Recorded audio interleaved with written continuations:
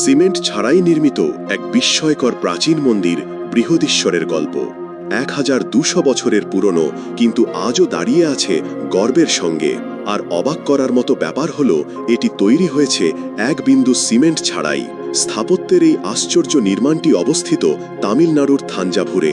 নির্মাণ করেছিলেন চোল সাম্রাজ্যের শ্রেষ্ঠ রাজা রাজ চোল প্রথম। সময়টা ছিল 1000 বছর আগে।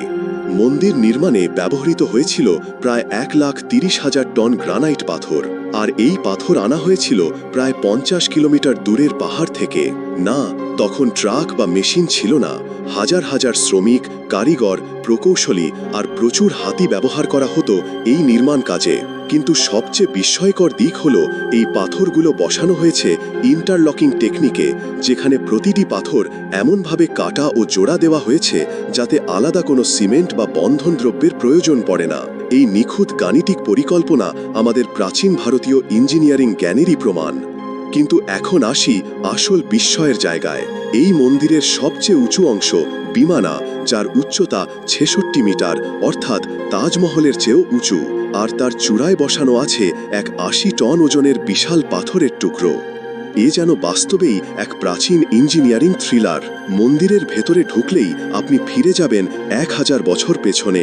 প্রতিটি দেয়ালে খোদাই করা হয়েছে দেবতা, নর্তকী, যুদ্ধ, রাজা, সাধারণ মানুষ। 2010 সালে ইউনেস্কো এটিকে ঘোষণা করে ওয়ার্ল্ড হেরিটেজ সাইট। আজও 1000 বছর পর এই মন্দিরের ছায়ায় দাঁড়িয়ে মানুষ বিস্ময়ে বলে ওঠে, এটি কি সত্যি মানুষ তৈরি করেছিল? বৃহদীশ্বর মন্দির আমাদের শেখায়, যেখানে ইচ্ছা, জ্ঞান ও ঐক্য থাকে, সেখানে কিছুই অসম্ভব নয়। কোনো সিমেন্ট না থাকলেও এই মন্দিরের ভিত ছিল শক্ত, কারণ তাতে ছিল ভক্তি, গণিত, শিল্প এবং মানুষের দৃঢ় সংকল্প। আর এই মন্দিরের কথা আপনাকে ছুঁয়ে গেছে মনে হয়, তাহলে ভিডিওটি শেয়ার করুন, লাইক দিন, কমেন্টে জানান আর কোন প্রাচীন ভারতীয় বিস্ময় আপনি জানতে চান।